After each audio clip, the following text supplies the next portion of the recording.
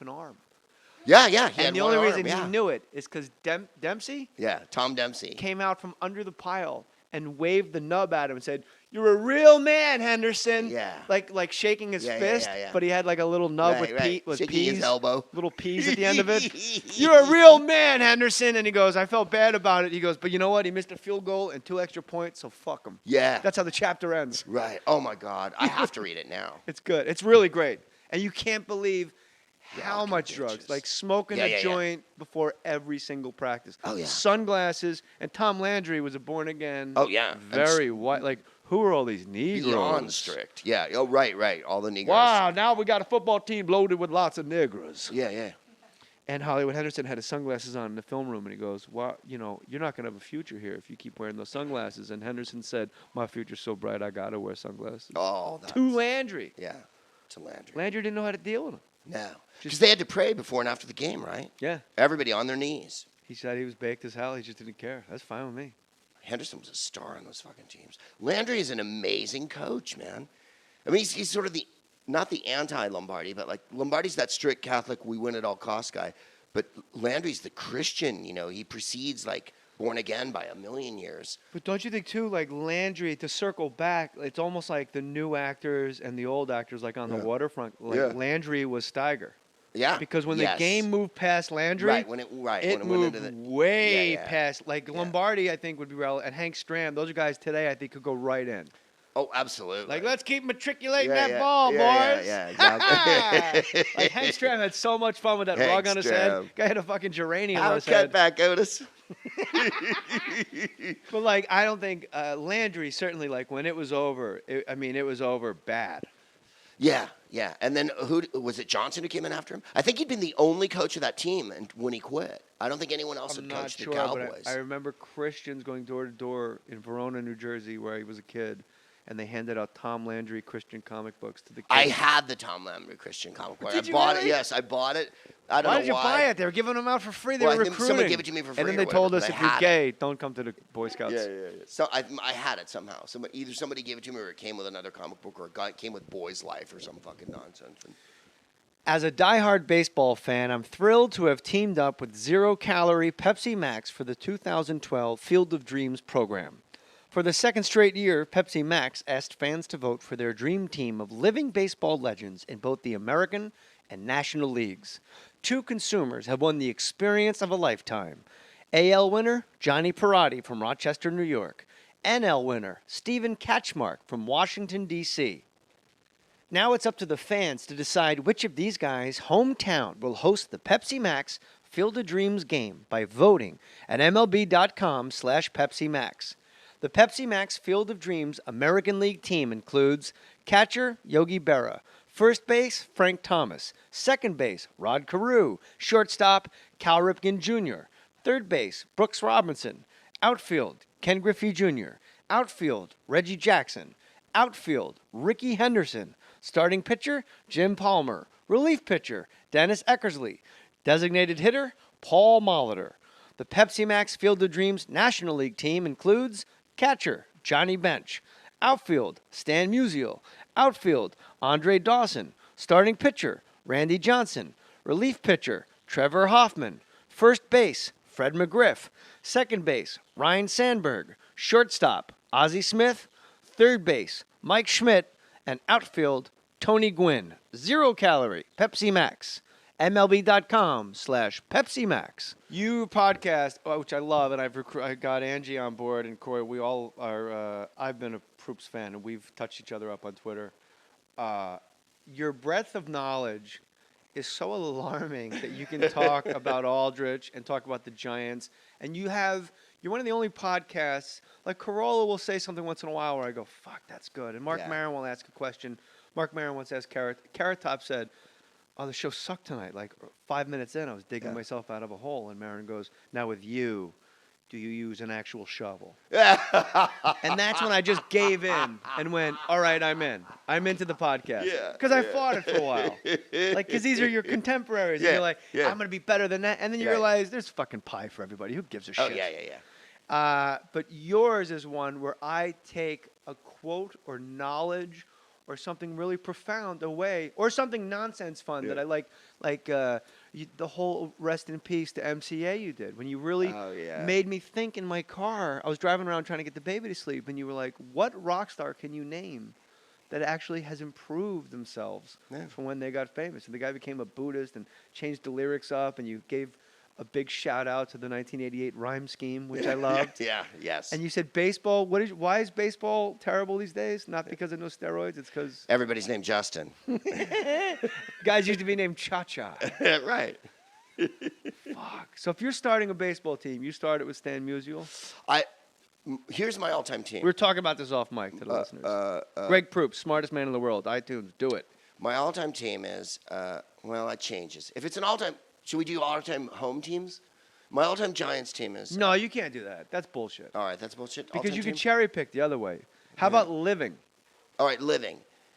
Rather, still alive, not playing, not active, living. Correct. Okay. Because if you go Musi's dead, still alive, then 'cause you're going to say then you like got Robin Williams and Roberts, DiMaggio. and people are going to think Yeah. it's the broad from the Today Show. Right. They're going to get confused. Like Warren Spahn, isn't he on the Well, committee? Mays is alive and Aaron's alive and Robinson's alive. Clementi's dead. I might have had Clementi in there. So let's put Musial in.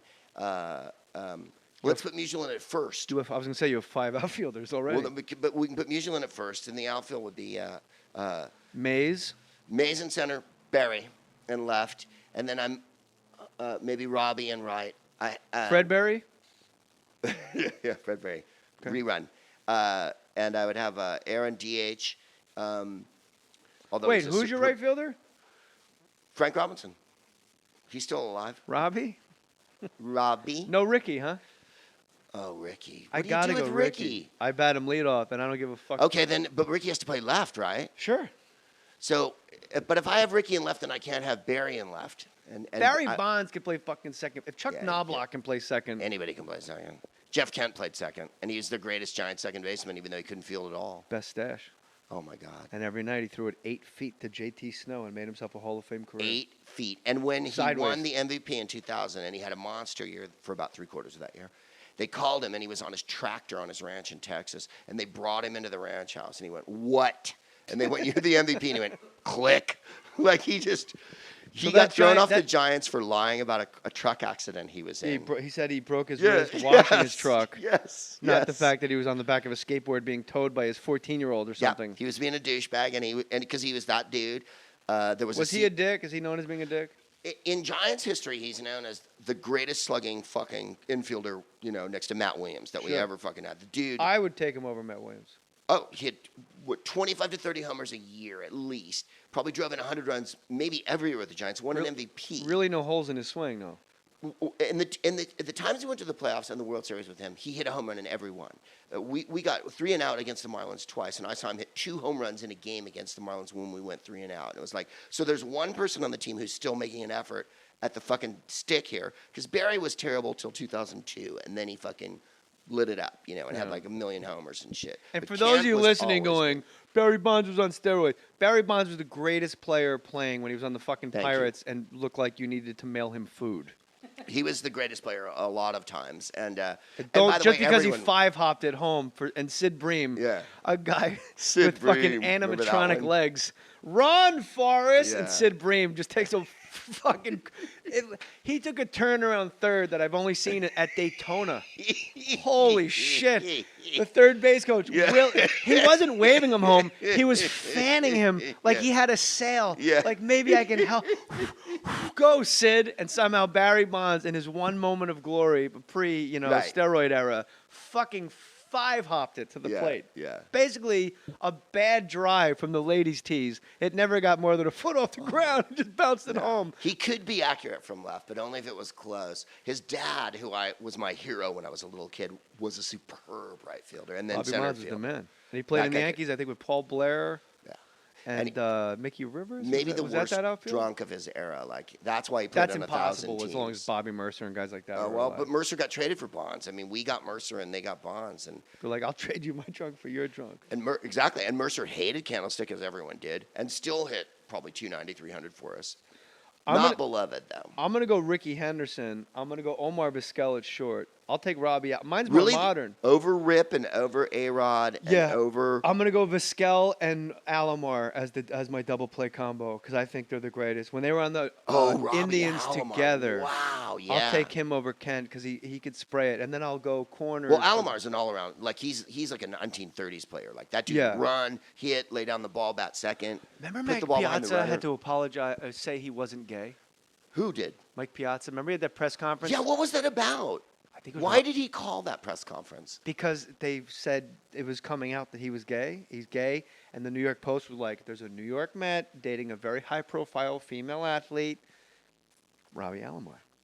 Was it Alomar that was... He was dating Mary Pierce, the tennis player. And So, when but- John Hirschbeck called him a faggot. Right, and that's why he spit in his face? That's why he spit in his face. And he never really apologized for that either. He kind of did a, Why? vague, If you were gay, would you? Yeah, vague mea culpa. Would you apologize No. if the guy said, "Get back in the box, faggot"? Or something? No. I don't know what he said. He spit right in his fucking face. That's the and big then black mark. insulted his dead kid.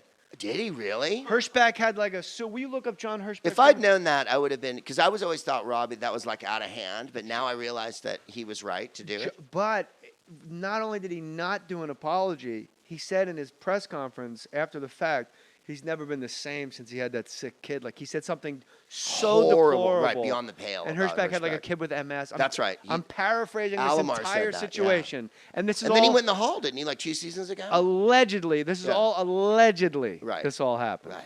'Cause I So don't want- Piazza had that weird press conference. When he First played of all, for I the- like to say I'm not gay. Right. Well, then No, what's second of all? who's- Nothing. There's who's no asking?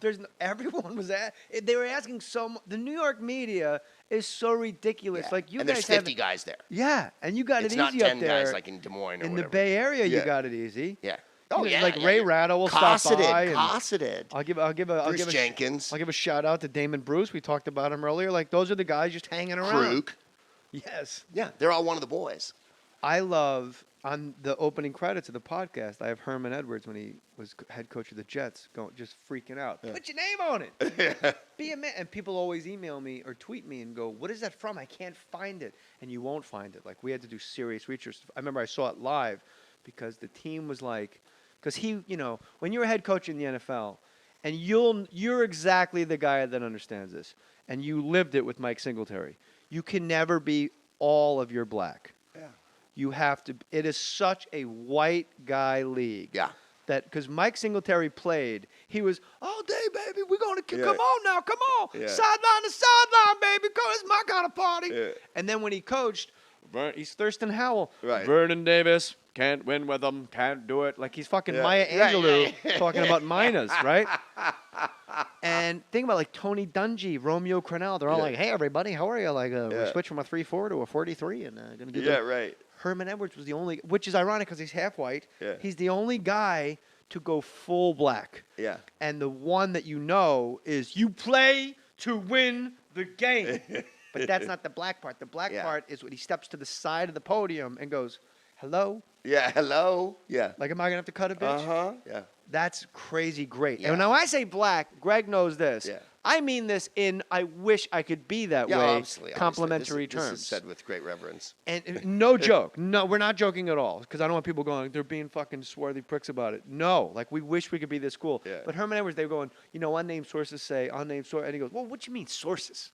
To the side of the Yeah, podium, yeah, which yeah. freaks them out. Right. Because they're used to guys just, even Yeah. like Jim Mora, playoffs? Yeah. He stayed behind the Yeah, podium. right. So when Herman Edwards, who was a pimp for a long time, because Yeah. he picked up the Pisarcik fumble and took it 70 yards the other way for the Eagles. Yeah. He's always been down by law. Yeah. Goes, what do you mean sources?